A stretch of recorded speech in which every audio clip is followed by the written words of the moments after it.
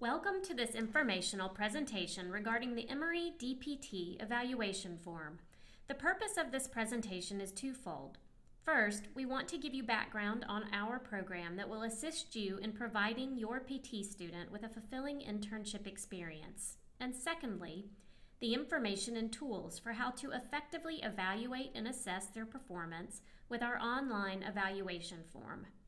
This presentation will take you through an introduction to the form and its purpose, the objectives of the internship, and the details of how and when to complete the evaluation and of the evaluation conference afterwards. The next few slides are an introduction as to why we are committed to using this evaluation form.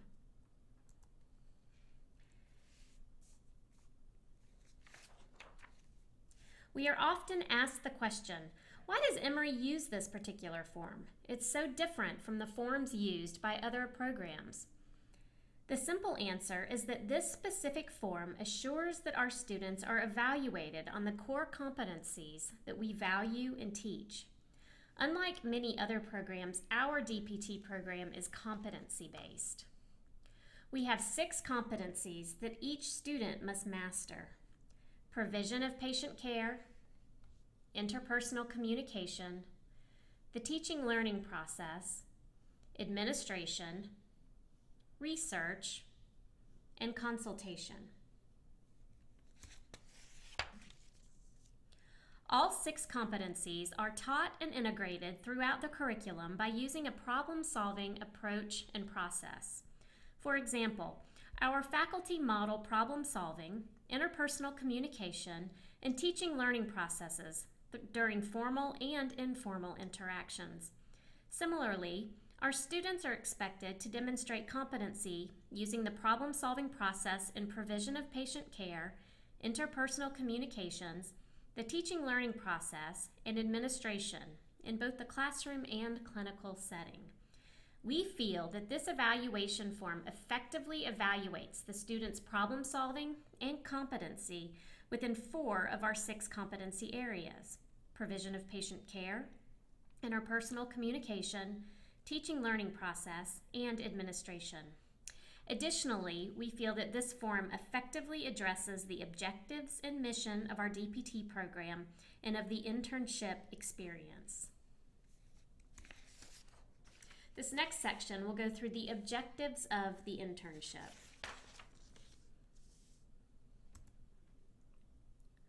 What are the specific objectives of the internship? We have 6. The first is that during and upon completion of the internship, the student will use the problem-solving process to assess patients and provide an appropriate plan of care. Secondly, the student will provide appropriate therapeutic services. Third, use interpersonal communications and the teaching learning process in interactions with patients, families, and other professionals. 4, actively recognize the rights and dignity of the individual while planning and administering care plans. 5, participate in the planning, implementation, and evaluation of the teaching learning process. And lastly, participate in administrative responsibilities required of a physical therapist. This section will take you through the evaluation form basics. Now that you have a bit of background about why we use this evaluation form and what we want our students to learn during the internship, allow us to give you the tools to effectively evaluate and assess your students' performance and knowledge. The following section will discuss the information contained within the online evaluation form and will guide you through the process of how and when you should start and complete the evaluation. First, who completes the evaluation form? The form is completed independently online by both the clinical instructor and the student. If a second clinical instructor has been working with the student, the second clinical instructor reviews and completes the form in collaboration with the primary clinical instructor. Secondly, When should you and your student complete the form? Evaluations are completed twice during the 10-week internship period. The first evaluation is to be done midway during the affiliation period, at approximately 5 weeks, and it should assess the student's performance based on weeks 1 through 5 only. The second evaluation should be completed at the end of the affiliation period and should assess the student's performance based on weeks 6 through 10 only. To reiterate, each evaluation should assess the student's performance based on his or her performance during only the immediately preceding 5 weeks.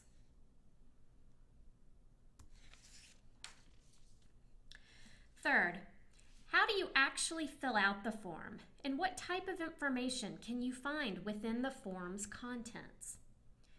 First, you will access the evaluation form using the same link and online login and password that you used to access this presentation. The form is comprised of 4 of our competencies: provision of patient care, interpersonal communication, the teaching-learning process, and administration.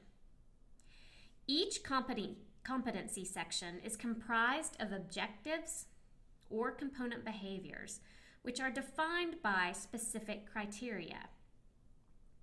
Where you find those criteria definitions will be discussed on slide 12. And these are important as you will assess your student based on whether or not he or she performs the objectives and behavior to those criteria standards. Let's go to the next slide for a specific example of the objectives and behavior. This slide is a screenshot of one of the pages on our evaluation form. At the top left, you will see the competency title. Here, provision of patient care. On the bottom left, you will notice in the blue highlighted text the objectives and behaviors that comprise this competency. To find the specific criteria that define these objectives and behaviors, go to the next slide.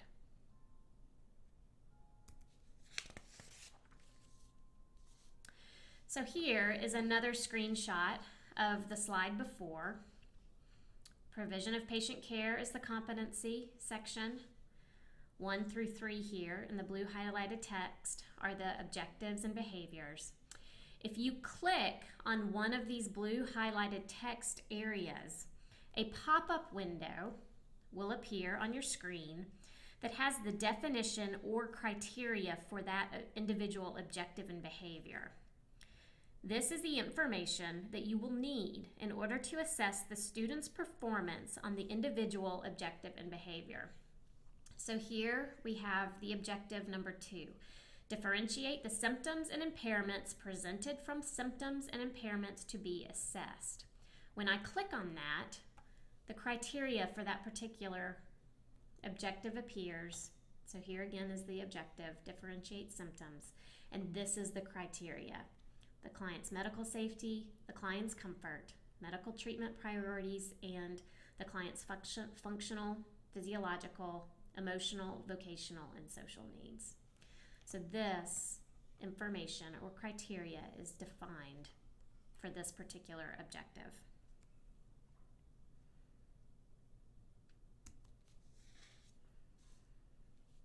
So now that you've accessed the form and have found the location of the criteria for the behaviors, how do you actually go about scoring the student?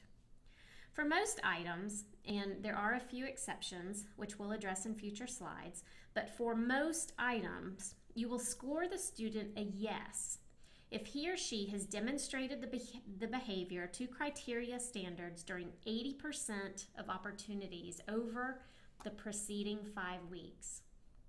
You will score the student a no if he or she failed to demonstrate the behavior to criteria on 80% of opportunities over the preceding 5 weeks.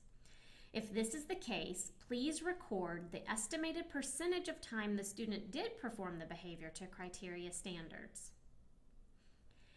An NA is applicable if either you have not observed the student on a behavior or if the student has not had the opportunity to perform the behavior.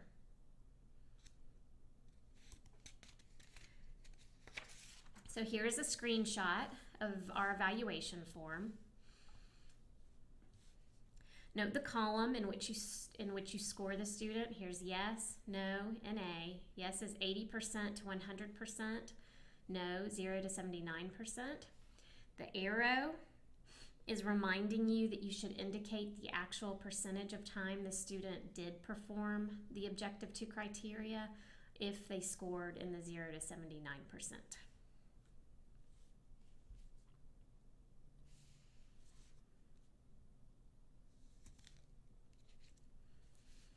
Now, we're going to talk a bit about 4 items that are exceptions to the typical scoring procedure.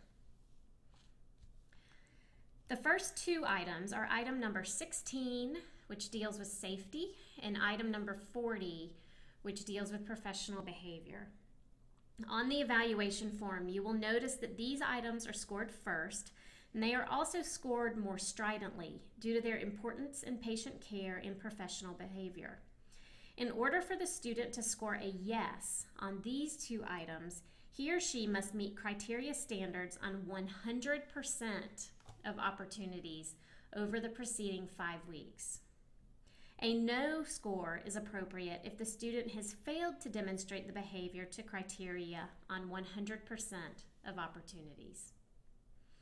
If the student scores a no on either of these items, number 16 or 40, the directors of our clinical education program, Drs. Patricia Bridges and Dr. Tammy Phillips, should be notified immediately. Here's their phone number for you to give them a call.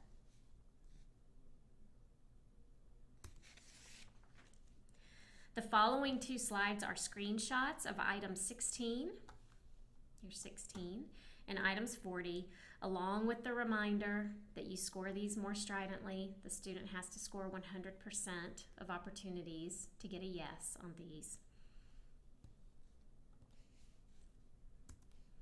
And here's number 40. Again, they need 100% to score a yes.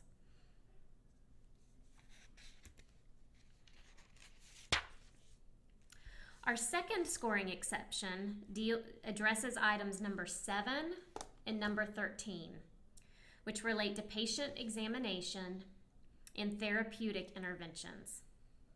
In order to score these 2 items a yes or no, the instructor must first keep a record of the specific procedures that the student has performed.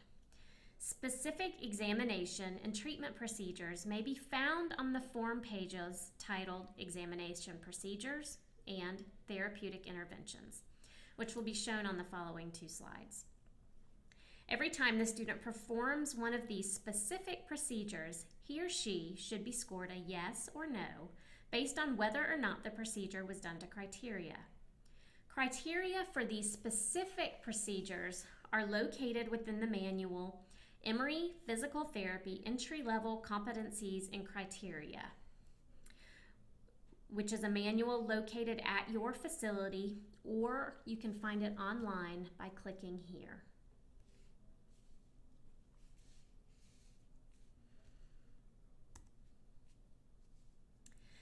This is a screenshot of the examination procedures form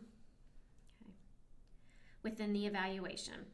Please note this gray highlighted box here, which reminds you that the criteria for these below specific examination procedures may be found in the manual located in your facility entitled the Emory Physical Therapy Entry-Level Competencies and Criteria Manual.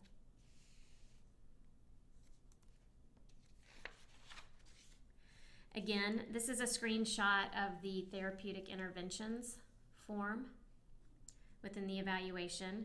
Again, this highlighted area reminds you that you can find the criteria for these specific therapeutic interventions within the Emory Physical Therapy Entry-Level Competencies and Criteria Manual.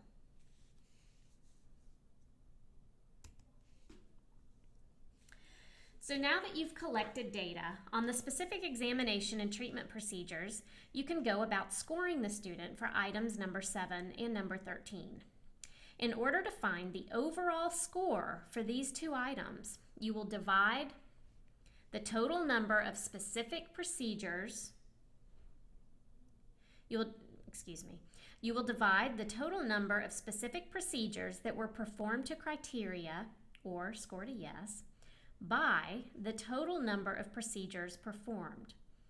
A yes for items number 7 or 13 should be scored when the student demonstrated procedures to criteria during 80% of opportunities over the preceding 5 weeks. A no should be scored for failure to demonstrate procedures to criteria on 80% of opportunities over the preceding 5 weeks. And an A would occur in the very slim chance that the instructor has not observed examination or treatment procedures, or the student hasn't had the opportunity to perform these procedures. Let's hope that hasn't happened during a 10-week internship.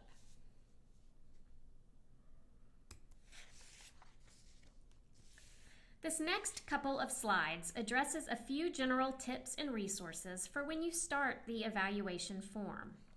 First, you may start and stop completion of the form at any time, as it will automatically save your work unless you hit the submit button.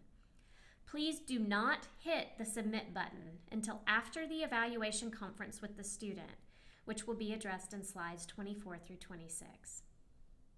Secondly, you may re-enter the form to edit, add, or delete information. Third, again, before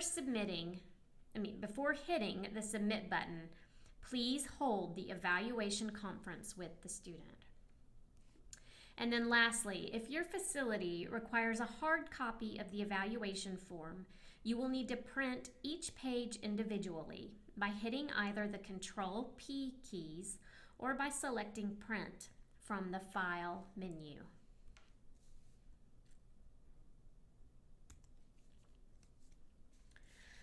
For resources and to access all of the information that you may need to review prior to completing the evaluation, remember this slide. It's slide number 23.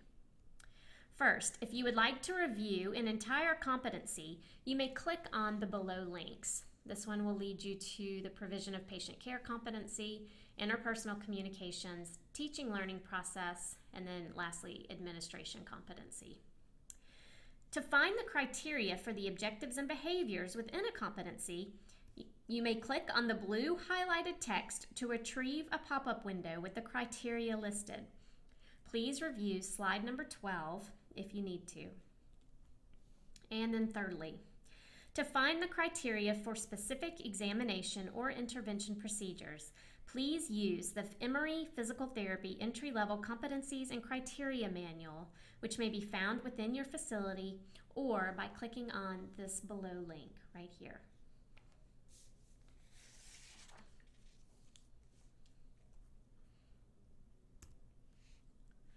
This last section of the presentation will lead you through the evaluation conference and final steps. After independently completing the evaluation, the instructor and student should meet to review the forms. Differences in responses are discussed and examples are given to substantiate the chosen responses. If after discussion, agreement is reached, the response is changed to the agreed upon choice.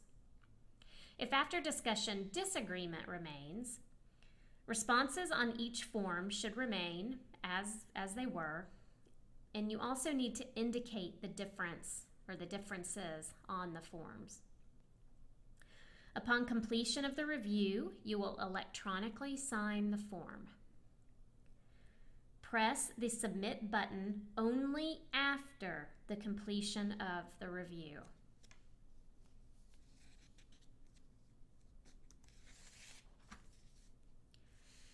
After the conference and submission of the evaluation form, you may then discuss the APTA Physical Therapy Student Evaluation, Clinical Experience and Clinical Instruction form.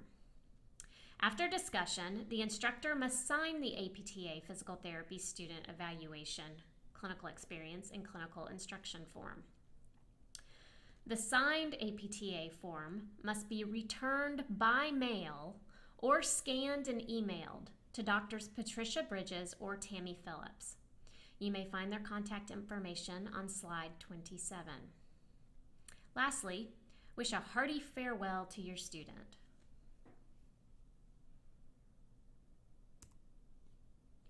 Well done! You have finished this presentation. Our hope is that you feel empowered and able to complete the online form with confidence, and that you have a better understanding of the objectives of our DPT program and the internship. For additional questions regarding this presentation or the online evaluation form, please contact our Directors of Clinical Education, Dr. Patricia Bridges. Here's her email address and phone number, and Dr. Tammy Phillips, her email address and phone number. Also, here is our mailing address.